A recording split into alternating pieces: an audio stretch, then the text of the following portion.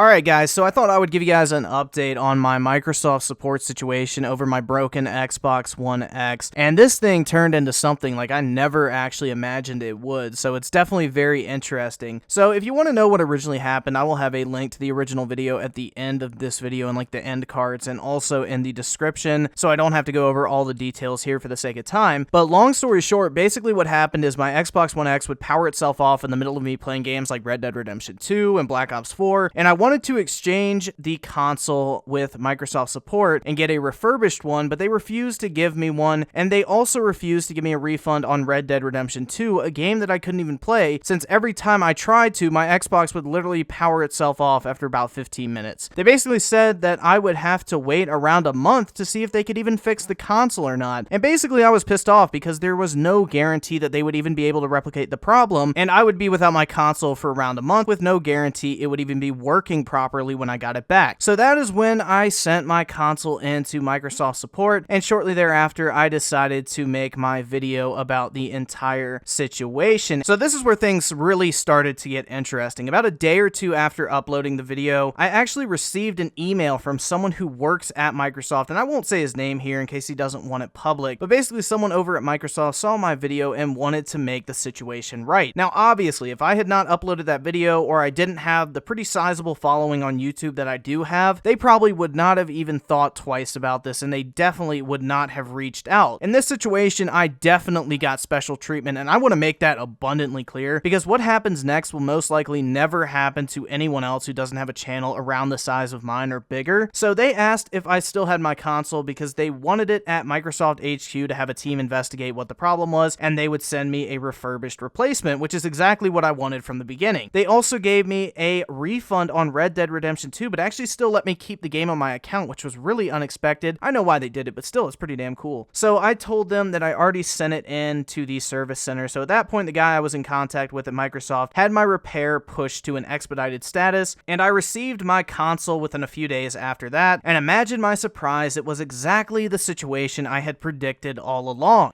I now am without my console for at least a month in the hopes that they can either replicate the problem and either fix my console or give me a replacement, or there's another possibility where they can't replicate the problem and they send my console back to me and I am back where I started with a broken Xbox with nothing but time lost, and that is just absolutely infuriating. That's right, my console came back repaired with the exact same problem it was sent in for. So my first thought was to email the guy at Microsoft who was helping me out with this because he wanted my console before, so maybe he'd want it a second time. But after a couple of days of no reply, which I get, he probably had a lot more important shit going on than helping me out with a broken console. I mean, come on. There's a lot more important things I'm sure somebody working at Microsoft is doing, so it wasn't really anything I was mad over. But for the sake of just having it in the system, I went ahead and filed a second support request for my console, just so it would be documented that I received my repaired console with the exact same problem that I originally sent it in for. Now, this next part is also very important because this would have been my experience if I did not have someone I was in contact with at Microsoft assisting me. The guy I talked to on the Microsoft support line or whatever, this time I was actually able to talk to somebody on the phone. That option popped up in the support chat. Basically, I told him, like, I got my console back from being serviced and it's having the exact same problem I sent it in for. Can you give me a replacement? He goes, there's no way we can guarantee a replacement. You will have to send it back into the service center. They'll try to fix it, and if they can't fix it, they will then send you a replacement. So basically the exact same situation as the first time around. And I'm like, well, they obviously weren't able to replicate and fix the problem the first time. Why would they be able to do that the second time? He goes, I'm sorry, there's really just nothing we can do in our system. We only have one option. And I was like, okay, yeah, I get it. It's not your fault. I'm not blaming you. It comes from up top. Like, I understand that. I don't want to make it sound like I'm blaming you, but is there anything you can do to make an exception in this case? Because I already sent this thing in, and now I have to send it back in through the exact same process, wait 14 to 28 days, and possibly receive my console back unfixed with the exact same problem that I have now sent it in twice for. He goes, sorry, there is absolutely nothing we can do. The best I can do is attach a note to the service order explaining that this is the second time that it's being sent in for the same problem that was not able to be fixed the first time around. So at that point, I was like, okay, fine, let's just go ahead with that. What other choice do I have? have. So then we get to the final parts. He's confirming my address and everything. He goes, well, actually, we do have an expedited repair option if you want to do that. I'm like, sure, that would be great. And he goes, well, that'll cost you $10. And I'm just thinking to myself, what the fuck? They're doing microtransactions on service claims now. So I asked, is there any way you could waive that fee since, you know, I'm having to send my console in for a second time to be fixed because you weren't able to fix it the first time? He goes, no, if you do the expedited service, it'll be charged from your primary payment method in your account. There's no way for me to waive that fee from here. I'm like, yeah, there's no way I'm paying you guys to basically have the chance of sending me back a broken console for the second time. So I was in that situation where if I never heard back from this guy at Microsoft, I would basically have to wait 14 to 28 days a second time around to see if they could replicate the problem and fix it this time. But luckily, shortly after that, I did in fact hear back from the guy at Microsoft. He said, yes, please send me your console. I'll send over a shipping label. So I shipped him the console. I got my refurbished console from the service center a couple days later. And I also got a free PUBG controller as a gift for my troubles and for helping them in this situation. I guess you could say that's how they worded it. You know, they want me to have positive thoughts towards Microsoft. Hey, I'll take it. Free controller. It looks awesome. I appreciate the gesture. But anyway, with that being said, is there any doubt at this point that I receive special treatment because of my YouTube channel or my online following? Absolutely not. This would have never